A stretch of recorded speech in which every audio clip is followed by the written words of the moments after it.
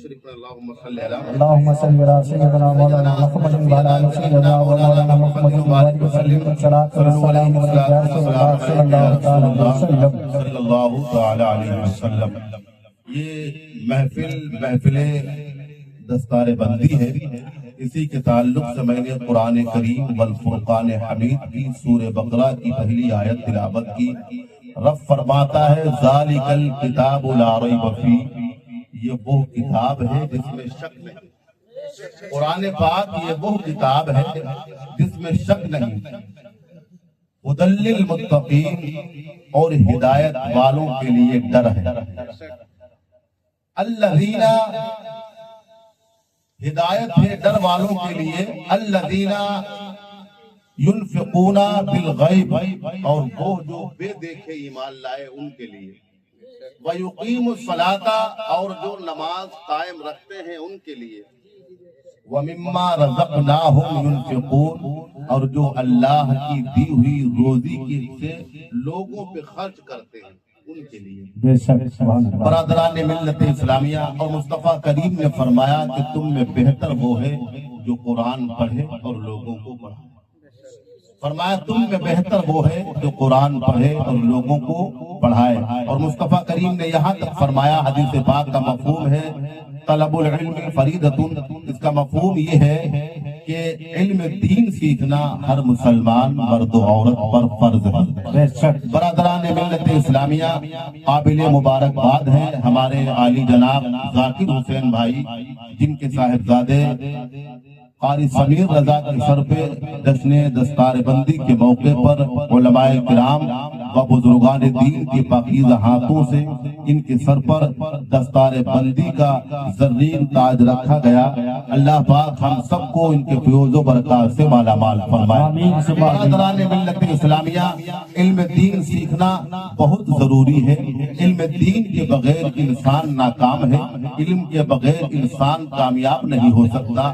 حضرات محترم، میں تو یہ کہتا ہوں کہ آپ دنیا کی بڑی سے بڑی ڈگری حاصل کر لیں، آپ ڈاکٹر بن جائیں، آپ انجینئر بن جائیں، آپ ایس پی بن جائیں، آپ کلکٹر بن جائیں، آپ جو چاہیں بن جائیں، بڑی سی بڑی ڈگری آپ حاصل کر لیں، مگر اگر آپ نے قرآن نہیں پڑھا تو آپ صحیح معنوں میں جاہل ہیں. حضرات محترم، قرآن وہ کتاب ہے جو ہمیں بتاتا ہے کہ ہمیں والدین کے ساتھ میں کس طریقے سے پیش آنا چاہیے، ہمیں پڑوسیوں کے ساتھ میں کس طریقے سے پیش آنا چاہیے. حضرات محترم، قرآن کریم کی بڑی برکتیں ہیں، قرآن کریم کی بڑی برکتیں اور اس کی فضیلتیں ہیں. حضرات محترم، اپنے تو اپنے، غیر بھی اس کے فیضان سے فیضیاب ہوتے نظر آتے ہیں. میں آپ کو بتاؤں مثال کے طور پر قرآن کیا ہے. ابھی آپ کے محلے سے ایک بچہ اٹھنے کے بعد اس کے ہاتھ میں گلاس ہو اور گلاس میں پانی ہو اور وہ بھاگتا ہوا دوڑتا ہوا مسجد کی طرف جا رہا ہو،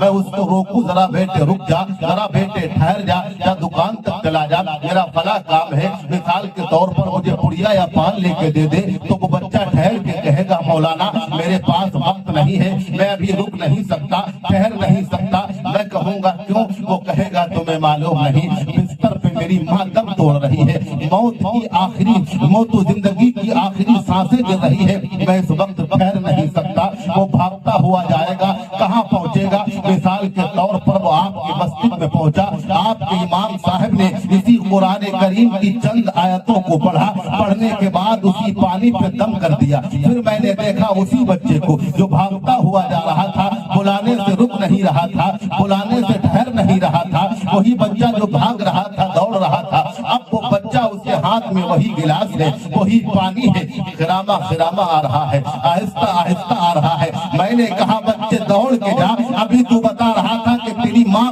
موت و زندگی کے بیچ کی آخری سانسیں گر رہی ہے، بچے دوڑ کے جا، تیری ماں کو پانی کی ضرورت ہے، بچے دوڑ کے جا. بچہ کہے گا میں دوڑ نہیں سکتا. کہا کیوں؟ میرے ہاتھ میں گلاس ہے. میں نے کہا کیوں؟ کہا اس گلاس میں پانی ہے. میں نے کہا اس سے پہلے بھی تیرے ہاتھ میں گلاس تھا، گلاس میں پانی تھا، مگر پہلے تو بھاگتا ہوا جا رہا تھا، آخر اب کیا وجہ ہے؟ تو وہ کہے گا مولانا یہ گلاس ہے، یہ کوئی عام گلاس نہیں ہے. میں کہوں گا وہ کون سا گلاس ہے؟ وہ کہے گا یہ وہ گلاس ہے جس میں قرآن کریم کا پڑھا ہوا پانی ہے. مولانا آپ دوڑنے کی بات کرتے ہو، اگر میرا باپ دم توڑتا ہے تو دم توڑ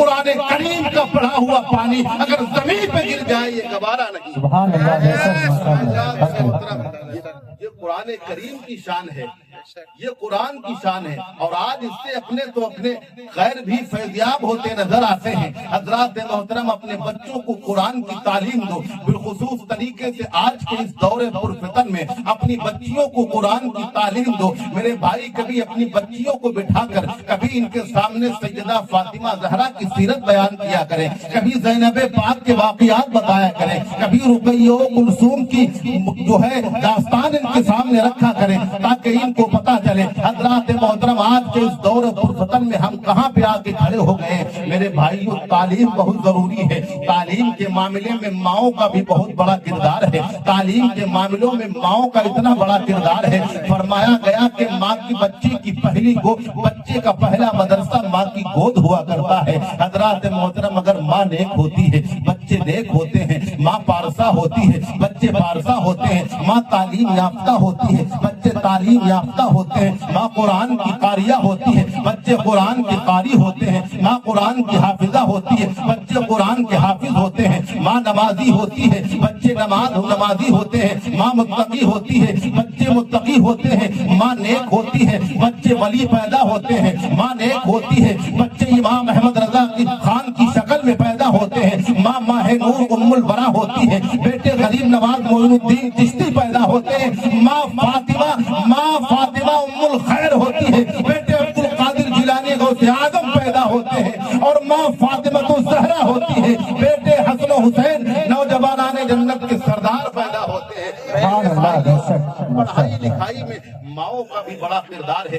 آئیے میں آپ کو تاریخ کے حوالے سے ایک واقعہ بتاتا ہوں۔ ایک بزرگ گزرے ہیں جن کا نام تاریخ میں حضرت ابو عبد الرحمن فروغ ہے، جو تابعی ہے، بعض نے انہیں صحابی بھی کہا ہے۔ مصطفیٰ کریم صلی اللہ تعالی علیہ وسلم کا پیارا مدینہ ہے، آپ مدینہ منورہ میں رہ رہے ہیں، آپ مدینہ منورہ میں رہتے ہیں۔ حضرات محترم حضرت عبد الرحمن فروغ، وہ دور غزوات کا دور تھا، وہ دور جہاد کا دور تھا، لوگ غزوات میں شامل ہوتے تھے۔ شامل ہونے کے بعد ایک غزوہ فتح ہوا، دوسرے میں چلے گئے، دوسرا فتح ہوا، تیسرے میں چلے گئے، تیسرا فتح ہوا، چوتھے میں چلے گئے۔ اگر کوئی واپس ہونا چاہتا تھا تو اس کے لیے واپس ہونے میں کوئی پابندی نہیں تھی، آ بھی سکتا تھا، مگر بہت سے ایسے مصطفیٰ کے غلام تھے جو سالہ سال تک جہاد میں رہا کرتے تھے، بہت سے ایسے مصطفیٰ کے عاشق تھے جو گھر بار چھوڑ دیتے تھے، کاروبار چھوڑ دیتے تھے، مصطفیٰ کی محبت کے لیے، اسلام کی سربلندی کے لیے، قرآن کے تحفظ کے لیے، جو سالہ سال تک جہاد میں رہا کرتے تھے۔ یہ وہ بزرگ ہیں جنہیں حضرت ابو عبد الرحمن فروغ کہا جاتا ہے، مدینہ منورہ کے رہنے والے ہیں، جہاد میں گئے، ایک میں شامل ہوئے، دوسرے میں پہنچ گئے، دوسرے سے تیسرے میں پہنچ گئے۔ حضرات محترم راوی کہتے ہیں جب یہ اپنے گھر سے چلنے لگے تو انہوں نے اپنی بیوی کو بلایا، کہا اے میری شریک حیات، یہ میرے پاس 30,000 دینار ہیں، میری امانت کو سنبھال کے رکھنا۔ حضرات محترم 30,000 دینار حضرت عبد الرحمن فروغ نے اپنی شریک حیات کو دیا، اپنی جوزہ کو دیا، اور کہا ان کی حفاظت کرنا۔ آپ آگے ملاحظہ کریں گے اس پاک عورت نے، اس نیک سیرت عورت نے، اس باحیا عورت نے، سیدہ فاطمہ زہرا کی اس کنیز نے ان 30,000 دینار کی کیسے حفاظت فرمائی۔ حضرت عبد الرحمن فروغ کو 30,000 دینار دینے کے بعد جہاد میں چلے جاتے ہیں۔ 1 سال ہو گیا، حضرت عبد الرحمن واپس نہیں آئے، 2 سال ہو گیا، عبد الرحمن واپس نہیں آئے، 5 سال گزر گئے، حضرت عبد الرحمن واپس نہیں آئے، 10 سال ہو گئے، حضرت عبد الرحمن واپس نہیں آئے، 20 سال گزر گئے، حضرت عبد الرحمن واپس نہیں آئے۔ رابی کہتے ہیں 27 سال کے بعد حضرت عبد الرحمن واپس مدینہ منورہ آتے ہیں، مصطفیٰ کریم کے شہر میں آتے ہیں، محبتوں کے شہر میں آتے ہیں۔ حضرت ابو عبد الرحمن فروغ جب مدینہ منورہ میں آتے ہیں، ذرا آپ مجھے بتائیں 27 سال کے بعد جو آدمی اپنے گھر پہ واپس آئے تو اس کا چہرہ و مہرہ، اس کی حلیہ بدل جائے گی، بالوں کی سیاہی سفیدی میں تبدیل ہو جائے گی، چہرے پہ جھریاں آ جائیں گی، حضرات محترم اس کی کمر جھک جائے گی، حضرات محترم جوانی سے बुढ़ापे में तब्दील हो जाएगा। यही कुछ हजरत अब्दुर्रहमान फारूक के साथ में हुआ। हजरत Abu Abdurrahman Farooq Medina Munawwara में 27 साल के बाद आए। आने के बाद जब अपने घर पे पहुंचे, अपने घर के दरवाजे पर पहुंचे, बगैर किसी इजाजत के घर के अंदर दाखिल होना चाहते। भाई अपने घर में कौन इजाजत लेता है? आप दंदनाते हुए घर के अंदर दाखिल होना चाहते। जैसे ही आपने दरवाजे के अंदर कदम रखा, क्या देखते हैं कि एक खूबसूरत जवान सामने खड़ा है। उसने कहा, ऐ बुड्ढे, तेरी हिम्मत कैसे हो गई बगैर इजाजत हमारे घर में आने के लिए? इधर उस नौजवान ने देखा एक बूढ़ा शख्स बगैर किसी इजाजत के हमारे घर में दाखिल हो रहा है। और इधर हजरत अब्दुर्रहमान फारूक ने देखा हमारे घर के अंदर एक जवान का क्या काम है।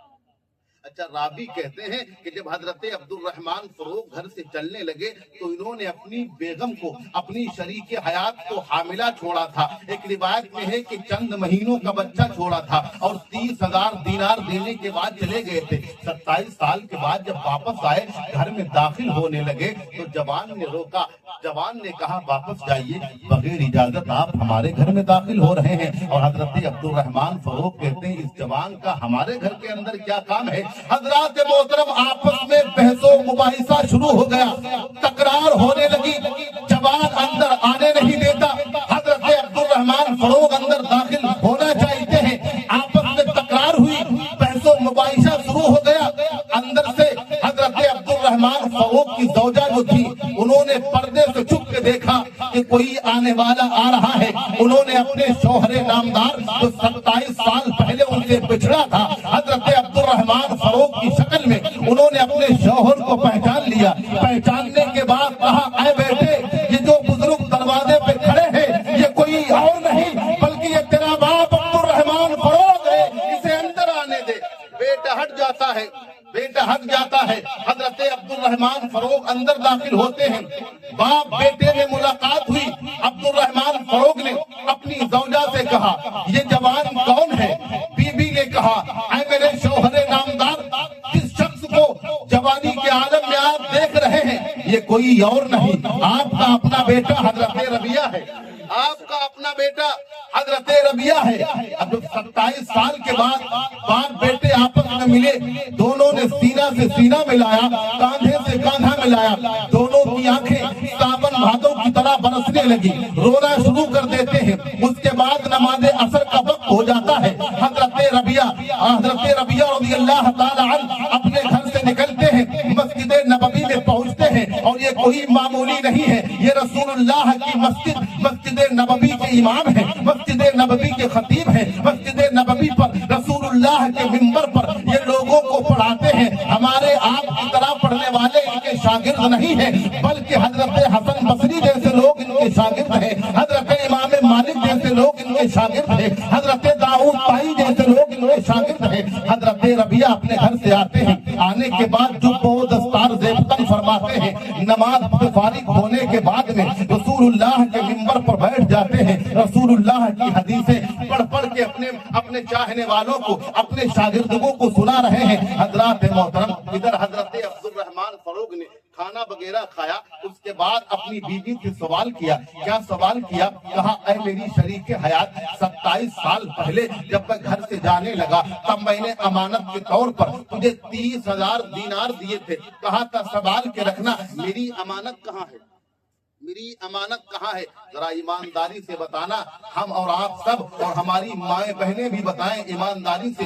किसी का शौहर अगर 30 साल के लिए घर के बाहर चला जाए, 10-20 हजार रुपए देकर चला जाए, जाने के बाद 20-30 साल के बाद आए और कहे मेरे वो पैसे कहाँ हैं, तो बीवी लड़ने के लिए तैयार हो जाएगी कि शर्म नहीं आती बेगैरत, 10 साल हो गए घूम के खबर नहीं ली, सारी रात बीमार पड़ी रही, कहां से दवा कराई, कहां से खाना खाया, कहां से बच्चों की परवरिश की, कहां से क्या किया, बड़ी लंबी फहरिस्त लिख के रख देगी।